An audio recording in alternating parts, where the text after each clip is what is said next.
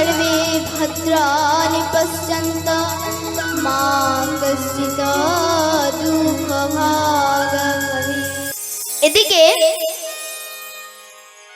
ভগবান আমার মা যশোদার কোলে বড় হচ্ছে এবং ভগবান আরো একটু বড় হয়েছেন এবং ভগবানের মুখ থেকে প্রথম কথা বেরিয়েছে। আর প্রথম কথা বেরোতে ভগবান প্রথমেই ডেকেছে মাইয়া।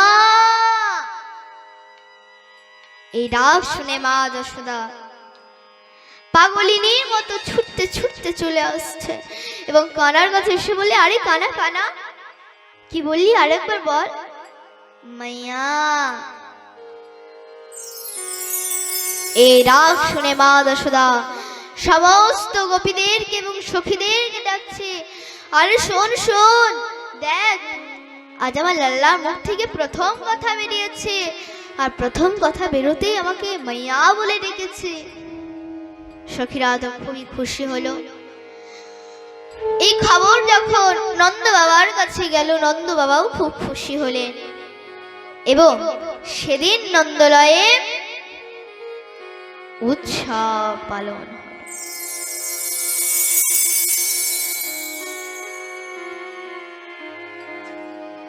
সেদিন নন্দলে উৎসব পালন হলো। এবার ভগবান আরো একটু বড় হচ্ছে। একদিন মা যশোদা যমুনা থেকে স্নান করে এসে দেখছে লাল্লা। আর লাল্লা কোথায়, লাল্লা কোথায়? ভান্ডারার ঘরে এসে দেখছে, ও বাবা, বাবু মাখনের হাড়ির মধ্যে হাত ঢুকে বসে আছে। মা যশোদা বলছে, কি রে, তুই মাখনের হাড়ির মধ্যে হাত ঢুকে বসে রয়েছিস কেন? তখন ছোট্ট লাল্লা বলছে, রে মাইয়া, তুই যে আমার হাতে সোনা হীরা মুক্তা এসব পুড়িয়ে রাখিস না, এর মধ্যে থেকে আমার হাত গরম হয়ে যায়, তাই ননির হাড়ির মধ্যে হাত ঢুকে ঠান্ডা করছিলাম। মা যশোদা বলছে, ঠিক আছে, হাত ঠান্ডা করছিস ঠিক আছে, আবার পেট ঠান্ডা করে দিস না, মাখন খেলে আপোষ হয়ে যাবে। ঠিক আছে মা, তুমি কোনো চিন্তা করো না, তুমি যাও।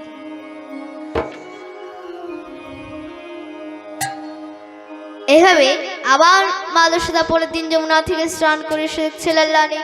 আরে লাল্লা কোথায়, লাল্লা কোথায়? ভান্ডারার ঘরে এসে দেখছে, ও বাবা, বাবু এখন মাখন খাওয়া শুরু করে দিয়েছে। মা যশোদা গিয়ে কানটাকে ধরেছে, এই লাল্লা, তোকে যে বলেছিলাম মাখন না খেতে, তবুও তুই মাখন খাচ্ছিস। ছোট্ট লাল্লা বলছে, রে মাইয়া, আগে কানটা তো ছাড়, তারপর আমি বলছি। মা যশোদা বলছে, না বল। কানা বলছে, রে মাইয়া, কি হয়েছে জানিস?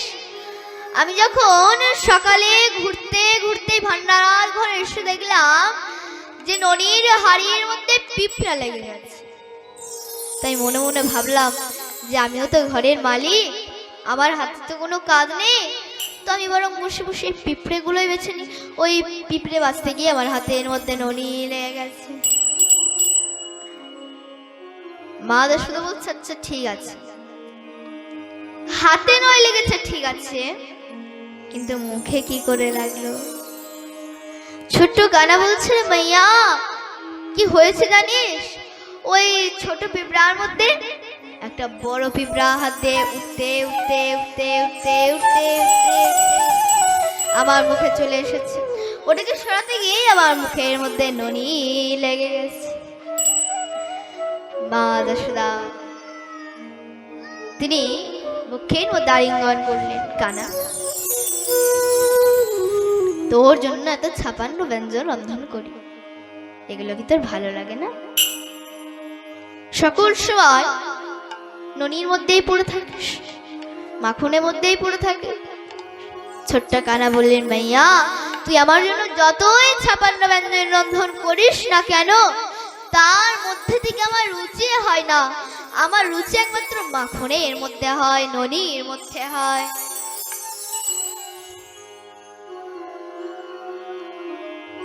এভাবে গোপীরা শুনতেই থাকে যে ছোট্ট গোপাল সকল সময় ননির মধ্যে পড়ে আছে। একদিন গোপীরা মনে মনে ভাবলেন, হ্যাঁ, আমরা যদি ছোট্ট কানাকে আমাদের ঘর নিয়ে এসে যদি একটু ননি খাওয়াতে পারতাম। অন্তর্যামী ভগবান বুঝতে পারলেন, মনে মনে কথা দিয়ে দিলেন, যা তোদের এই আশা পূর্ণ হবে। তো ভগবান আরো একটু বড় হয়েছে, খেলতে খেলতে বাইরে বেরিয়েছে। গোপীরা ডাকছে, এই কানা শোন শোন। কানা বলছে, না আমি যাবো না, আম্মা বকবে। আরে শোন না, আমি যাব না। গোপীরা বলছে, শোন, মাখন দেব। যেই বলেছে মাখন দেব, সেই বাবু দৌড়ে চলে গেছে। এবার মা যার যে বিষয় এলো, এখানে আমার আসলে অনেক মায়েরা বসে আছেন যাদের ফুচকার, এখন তাদেরকে যদি বলা হয় যে চলো না ওই দ্বারকান্দির বাস স্ট্যান্ডে এরকম ফ্রিতে ফুচকা দিচ্ছে, চলো না একটু খেয়ে আসি, বাবু দৌড় লাগিয়ে দেয়। তো এবার ভগবানের মাখন খাওয়ালো, যেই শুনেছে মাখন দেবে সেই বাবু দৌড়ে যায়। এবার গোপীরা আল্লাহকে কোলে তুলে নিয়ে একটা ঘরের মধ্যে ঢুকে দরজা বন্ধ করে চুমু টুমু খেয়ে ছোট্ট গোপালকে মাখন খাওয়ানো শুরু করে দিয়েছে। এভাবে চলতেই থাকে, কালো গোপীর ঘরে পোষে গোপীর ঘরে।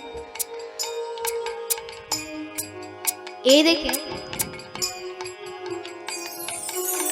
একদিন রাখাল বালকরা কানাকে ডাকছে, কানা শোন,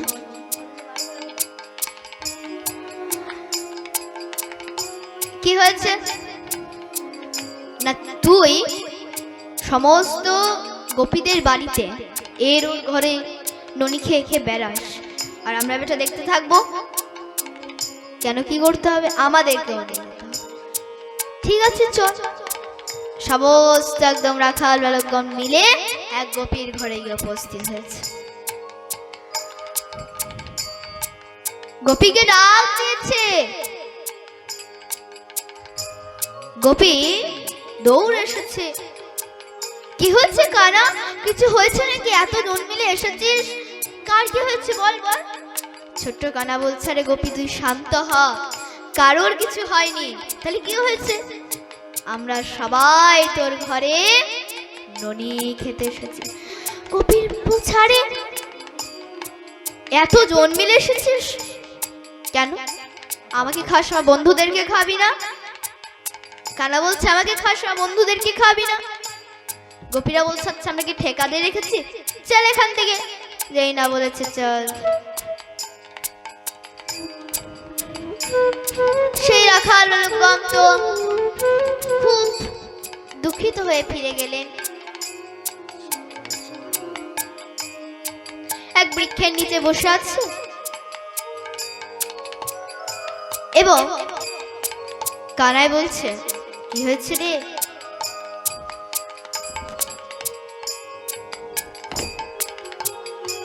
এভাবে দুঃখিত হয়ে বসে আছিস কেন? তখন রাখাল বালকগণ বললেন, কানা রে, আমাদের কপালে হয়তো আর মাখন নেই। চিন্তা করছিস কেন? কোনো চিন্তা করিস না, ঘি যদি সোজা আঙুলে না ওঠে আঙুল ব্যাকা করতে হয়। কেন? তোর আবার কি প্ল্যান? না চল আমরা সবাই চুরি করে ননি খাবো। কিন্তু কানা, চুরি করা তো পাপ। নিশ্চয়ই পাপ, কিন্তু নিজের ঘরের জিনিস নিজে চুরি করে খাওয়া পাপ নয়। আজকে ভগবান রাখালগণকে কি বলছে?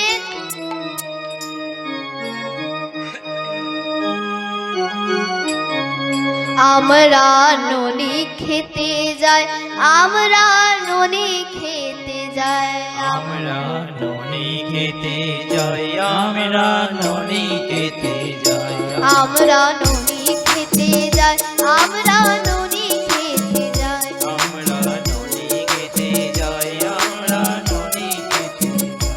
ও কানা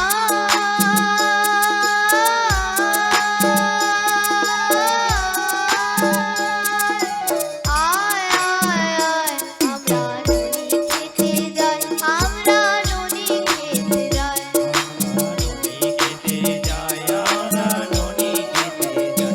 আমরা ননি খেতে যাই, আমরা ননি খেতে যাই।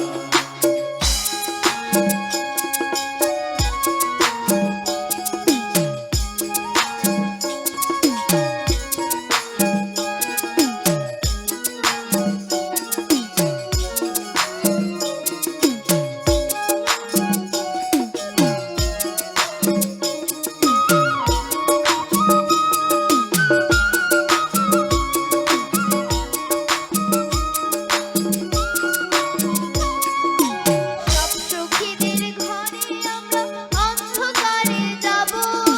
সব সখীদের ঘরে আমরা অন্ধকারে যাব। সব সখীদের ঘরে আমরা অন্ধকারে যাব। সব সখীদের ঘরে আমরা অন্ধকারে যাব। চুপি চুপি গিয়ে আমরা ননি নিয়ে খাবো। চুপি চুপি গিয়ে আমরা ননি নিয়ে খাবো। ও কানা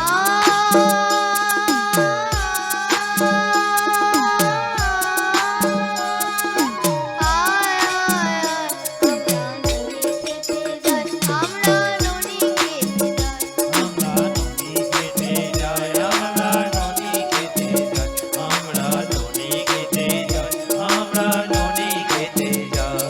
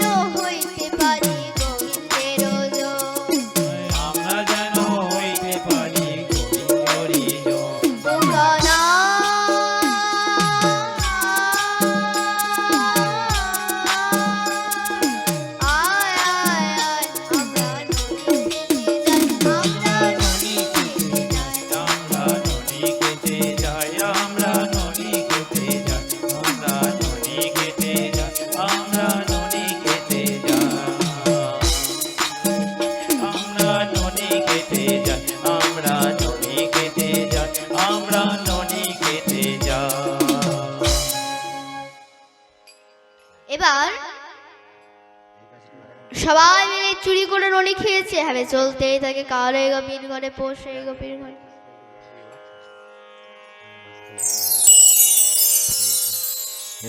তো একদিন সমস্ত গোপীরা মিলে গিয়েছে মা যশোদার কাছে নালিশ করতে। মা যশোদাকে ডাক দিয়েছে, মাইয়া মাইয়া ইধার আ। মা যশোদা দৌড়ে এসেছে, আরে গোপী কি ব্যাপার, এত জন মিলে এসেছিস, কিছু হয়েছে নাকি? গোপীরা বলছে, যশোদা কি হয়নি সেটা বল। মা যশোদা বলছে, কি হয়েছে সেটা বল। তোর ছেলের জ্বালায় আমরা এই গোকুলেই থাকতে পারবো না। কেন, আমার ছেলে কি করেছে? গোপীরা বলছে, তোর ছেলে কি করেনি সেটা বল। আরে কি করেছে সেটা বল। গোপীরা বলছে, তোর ছেলে আমাদের ঘরে চুরি করে ননি খেয়েছে। কিন্তু মা যশোদা তো এটা বিশ্বাস করতে চাইছে না। মা যশোদা বলছে, আচ্ছা যার ঘরে 9 লাখ গাভী, সে তার ঘর ছেড়ে দিয়ে তোদের ঘরে খেতে যাবে? তখন সখী বলছে, তাহলে আমি কি মিথ্যা বলছি? জিজ্ঞাসা কর, চিত্রা দেবীকে জিজ্ঞাসা কর, বিদ্যা দেবীকে জিজ্ঞাসা কর, সকল সখীদেরকে জিজ্ঞাসা কর, দেখ ওরা কি বলছে। মা যশোদা সকল সখীদেরকে জিজ্ঞাসা করেছে, সবাই একই কথা বলেছে যে তোর ছেলে আমাদের ঘরে চুরি করে ননি খেয়েছে। মা যশোদা বলছে, ঠিক আছে, ওইটুকু ছেলে কত আর খেয়েছে, হয়তো 200-300 গ্রাম ননি খেয়েছে। ওই 200-300 গ্রাম ননি ওটা আমার কাছে নিয়ে যাস। গোপীরা বলছে, আচ্ছা আমরা কি এতই ভিখারি যে 200-300 গ্রাম ননির জন্য তোর কাছে আসবো? তোর ছেলে একা খায়নি, রাখাল বালকদেরকে নিয়ে গেছে, তাতে পোষায়নি। সঙ্গে করে বাঁদর গুলোকে ডেকে নিয়ে গেছে, তাতেও পোষায়নি। সঙ্গে করে হাঁড়ি গুলোকে ভেঙে দিয়ে এসেছে। তাহলে বল, এত জ্বলন কি আমাদের সহ্য হয়? মা যশোদা বলছে, তাহলে একটা কাজ করিস, ওই হাড়িটাকে, ননির হাড়িটাকে উঁচুতে ঝুলিয়ে রেখে দিই। বলে আমরা তাও করে দেখে নিয়েছি। ওই একজনের ওপর একজন, তার উপরে একজন চেপে চেপে ননির হাড়িটা পেরে নেয়। মা যশোদা বলছে, তাহলে আর একটা কাজ করিস নাকি, ননির হাড়িটাকে অন্ধকার ঘরে রেখে দিবি, তাহলে আর দেখতে পাবে না। বলে আমরা তাও করে দেখে নিয়েছি। একদিন অন্ধকার ঘরে রেখেছিলাম, তোর ছেলে যখন চুরি করতে গিয়েছে, তোর ছেলের অঙ্গ থেকে নীল মণির মতো আলো বেরোচ্ছিল, আর তাতে ঘর আলো হয়ে গিয়েছিল। তোর ছেলে দেখতে কালো, কিন্তু জগতের আলো। তোর ছেলে দেখতে কালো, কিন্তু জগতের আলো। মা যশোদা বলছে, তাহলে একটা কাজ করিস নাকি, তুই এক জায়গায় লুকিয়ে বসে থাকবি। কানা যখন চুরি করতে যাবে, গিয়ে একদম খপ করে ধরবি, একটা উখলের মধ্যে বেঁধে দিবি, তারপর আমাকে ডেকে নিয়ে যাস। বলে আমরা তাও করে দেখে নিয়েছি। ওই আমি একদিন লুকিয়ে বসেছি না, তোর ছেলে যাই না চুরি করতে গিয়েছে, আমি গিয়ে খপ করে ধরেছি। যেই না একটা উখলের মধ্যে বেঁধেছি, ও বাবা, বাবু নিজে নিজেই আবার বাঁধি, আবার খুলে নেয়, আবার বাঁধি, আবার খুলে নেয়। তোর ছেলে কি বলে জানিস? কি সখী, তুই বাঁধতেও জানিস? আমি বললাম, না কি করে বাঁধে? নন্দর ছেলে বলছে, শোন, আমার মা তো আমাকে বাঁধে, আমার বাঁধার অভ্যাস আছে। তুই আমার জায়গায় দাঁড়া, আমি তোকে বেঁধে দেখাচ্ছি। আমি ভুলি ভালি গোয়ালিনি, ওই পুচকুর কথা মতো আমি দাঁড়িয়ে গিয়েছি, আমাকে এখন টিপে খিচে বেঁধে দিয়েছে। বাঁধা হয়ে গিয়েছে, তখন তোর ছেলে কি বলে জানিস? সখী, বুঝে গেলে কি হবে বাঁধে? আমি বললাম হ্যাঁ বুঝে গেলাম, এবার খুলে দে। তখন তোর ছেলে বলছে, সখী একটা কথা তো আমি বলতে ভুলে গিয়েছিলাম। নাকি? আমার মা আমাকে বাঁধতে শিখিয়েছে, খুলতে শেখায়নি। তাহলে বল, এত জ্বলনকে আমাদের সহ্য হয়? গোপীলা নালিশ করেছে। একদিন মা শুধু মনে মনে ভাবছে, আমি তো নিত্য যমুনাতে স্নান করতে যাই,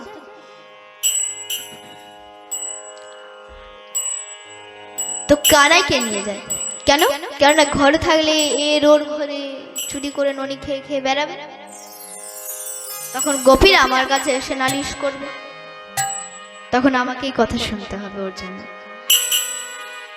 মা যশোদা দেখো নিয়ে গিয়েছে, এখন অনেক রাখাল বালকগণ খেলা করছিল, সেখানে কানাই খেলা শুরু করে দিয়েছে। এদিকে মা যশোদা যমুনাতে স্নান করছে।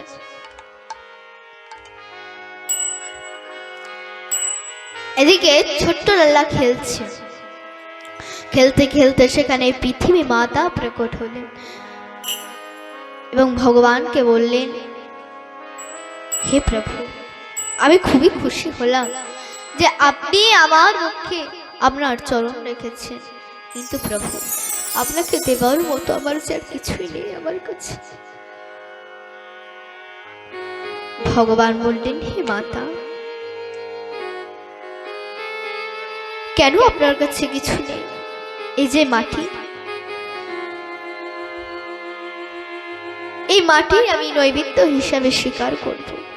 এই বলে পৃথিবী মা অন্তর্ধান হইলেন।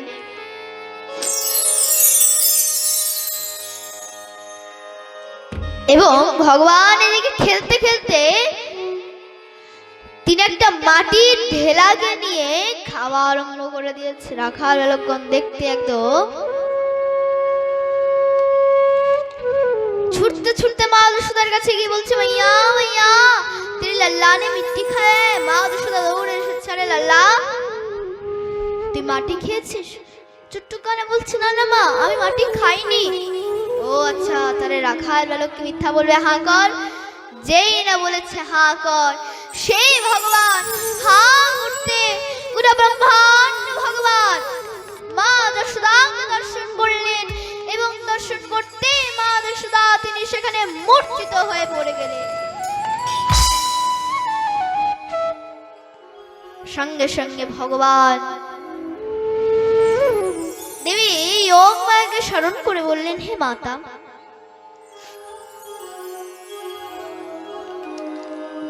আমি যে গোটা ব্রহ্মাণ্ড আমার মুখের মধ্যে মা যশোদাকে দর্শন করালাম, এগুলো তুমি সব ভুলিয়ে দাও। কেন?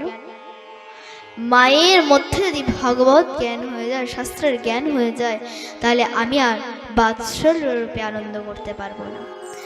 যোগ মায়া তো সব ভুলিয়ে দিলেন এবং মা যশোদা ছোট্ট লাল্লাকে ঘরে নিয়ে এসেছে।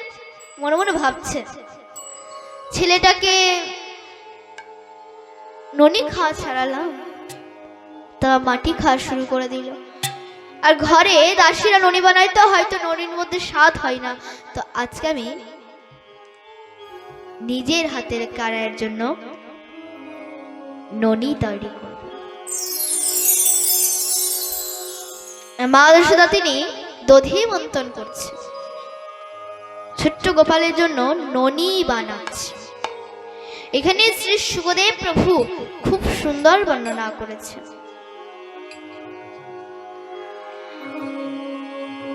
না, মা যশোদা যখন দধি মন্থন করছিলেন, মা যশোদার হাতে বড় বড় চুড়ি, কানে বড় বড় কুণ্ডল ছন ছন ছন ছন করে আওয়াজ। কি মধুর সেই শব্দ! এই শব্দ শুনে ছোট্ট কানা ঘুমিয়েছিলেন, তিনি ঘুম থেকে উঠে চলে এসেছে। মা, কি হলো? আজ তুই নিজের হাতে আমার জন্য ননি বানাচ্ছিস কেন? মা যশোদা বলছে, কানা, আমি তোকে ভালোবাসি না? তাই ভালোবেসে আমি তোর জন্য ননি বানাচ্ছি। কারা বলছে ছাড়, আগে আমি তোর দুগ্ধ পান করব। মা যশোদা ছোট্ট লাল্লাকে দুগ্ধ পান করাচ্ছেন। দুগ্ধ পান করাতে করাতে এদিকে মা যশোদার মনে পড়ে গেছে যে রান্নাঘরে দুগ্ধ বসানো আছে, আর দুধ যদি উতলে যায় তাহলে ঘরে অমঙ্গল। সঙ্গে সঙ্গে মা যশোদা ছোট্ট কানাকে বলছে দৌড় রান্নাঘরে গিয়েছে। যেতে এদিকে কানায় আছে, এমন রাগ উঠেছে, আরে আমার থেকে ওই দুগ্ধ বড় হয়ে গেল। কাছে ছিল একটি লাঠি, ওই লাঠিটাকে নিয়ে সে নড়িয়ে হাড়িগুলোকে ধুই ধাই করে ভাঙা শুরু করে দিয়েছে। মা যশোদা শব্দ শুনে একদম দৌড় এসেছে। আরে কোনো বাঁদর এলো নাকি রে বাবা? এসে দেখছে হায় কপাল, ঘরে তো একদম সত্যনাশ করে দিয়েছে। মায়েরা এমন রাগ উঠেছে, কাছে ছিল একটি লাঠি, ওই লাঠিটাকে নিয়ে মা যশোদা কানাইয়ের পিছন পিছন দৌড়াচ্ছে। অনেকক্ষণ দৌড়ানোর পর মা যশোদা এখন কানাকে ধরে ফেলেছে। ধরে ফেলে যেই না একটু খুলের মধ্যে বাঁধতে যাচ্ছে, সেই দেখছে দড়ি দু আঙুল ছোট। আবার যখন জয়েন করে বাঁধতে যাচ্ছে, আবার তখন দেখছে দড়ি দু আঙুল ছোট। বাঁধতে না পেরে মা যশোদা যখন কান্না আরম্ভ করে দিলেন, তখন ভগবান আর থাকতে পারলেন না। তখন ভগবান বাঁধা পড়ে গেলেন। তোমার ভগবান কখন বাঁধা পড়লেন? কখন বাঁধা পড়লেন? যখন মা যশোদা তিনি দুই নয় অস্ত্র ছড়িয়ে ক্রন্দন করলেন, তখন ভগবান বাঁধা পড়লেন। তাই কোনো ভক্ত যদি দুই নয়ন অস্ত্র ছড়িয়ে ভগবানকে ডাকে, ভগবান বাঁধা পড়ে যায়। ভগবান ভক্তের দুটো জিনিস সহ্য করতে পারেন না, সহ্য ভক্তের অহংকার আর ভক্তের চোখের জল। যখন ভক্তের মনে অহংকার জন্ম নেয়, তখন ভগবান সে ভক্তের অহংকারকে ছিন্ন ভিন্ন করে দেয়। এবং যখন ভক্ত দুই নয়ন অস্ত্র ছড়িয়ে ভগবানকে ডাকে, তখন ভগবান আর থাকতে পারেন না। তখন ভগবান সে ভক্তকে দর্শন দেয়। তাই ভগবান দুটো জিনিসে বাঁধা পড়ে যান, সে হচ্ছে ভক্তের ভক্তি ও ভক্তের নয়নে চোখের জল। তো মা যশোদা যখন বাঁধতে না পেরে যখন ক্রন্দন আরম্ভ করে দিলেন, তখন ভগবান বাঁধা পড়ে গেলেন। তো এটাকেই বলা হয় ভগবানের দামোদর লীলা। তোমার এই দামোদর ব্রত করে কে ভগবানকে প্রতিরূপে লাভ করেছিলেন? সত্যভামা। একদিন সত্যভামা ভগবানকে জিজ্ঞাসা করলেন, হে প্রভু, আমি কি এমন পূর্ণ করেছি যে আমি আপনাকে পতিরূপে লাভ করেছি? ভগবান বলেন, হে সত্যভামা, তুমি জানতে চাও যে তুমি আমাকে কেন পতিরূপে লাভ করেছো? তবে শোনো, পুরাকালে হরিদ্বারে এক বেদবাদী ব্রাহ্মণ ছিলেন, তার নাম ছিল দেব শর্মা। তার কন্যা ছিল, সে কন্যার নাম ছিল গুণবতী। একদিন চন্দ্র নামক এক ব্রাহ্মণ পুত্র সে দেব শর্মার কাছে শাস্ত্র অধ্যয়ন করতে আসে। এবার শাস্ত্র অধ্যয়ন করতে করতে সে চন্দ্র দেব শর্মার এমন সেবা করেছে, এমন যত্ন করেছে, দেব শর্মা খুশি হয়ে গুণবতীর সঙ্গে সে চন্দ্রের বিবাহ দিলেন।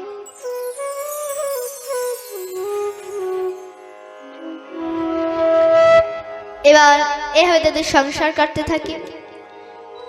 গুণবতীও চন্দ্রের সেবা করে, চন্দ্রও দেব শর্মার সেবা করে। তো একদিন দেব শর্মা ও চন্দ্র দুজন মিলে যজ্ঞের জন্য গিয়েছে জঙ্গলে কাষ্ঠ চয়ন করতে, কাঠ চয়ন করতে। সেখানে ছিল একটি রাক্ষস। ওই রাক্ষস তখন তাদেরকে দেখে ফেললেন এবং তাদেরকে হত্যা করে ভক্ষণ করলেন। এই খবর যখন গুণবতীর কাছে গেল, গুণবতীর আর কেউ নেই।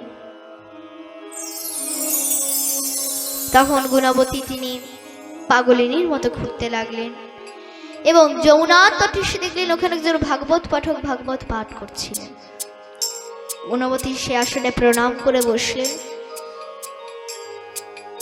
এবং সে ভাগবত পাঠক ভাগবত পাঠের মধ্যে কার্তিক মাহাত্ম্য সবাইকে শ্রবণ করাচ্ছিলেন। কার্তিক ব্রত কিভাবে পালন করা উচিত? প্রথম হচ্ছে রাত্রি জাগরণ, দ্বিতীয় হচ্ছে ব্রহ্ম মুহূর্তে উঠে স্নান করা, তৃতীয় হচ্ছে দীপদান, চতুর্থ হচ্ছে তুলসী সেবা। তুলসী সেবা মানে কি বলুন তো, খেয়ে নিলাম এরকম না, তুলসীকে আঁকলে রাখতে হয়, ঢেকে রাখতে হয়। সামনেই তো আমাদের শীত আসছে, তো শীতে তুলসীর অঙ্গে যেন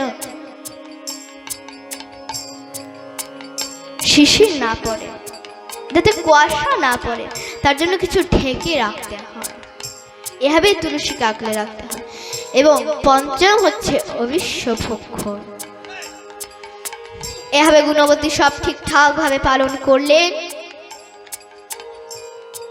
এবং তিনি পরজন্মে সত্য ভামা হয়ে জন্মগ্রহণ করলেন এবং ভগবানকে পতিরূপে লাভ করলেন। নিতাই গৌর সীতানাথ প্রেমানন্দে হরি হরি। হরি বল, হরি বল, হরি বল। তো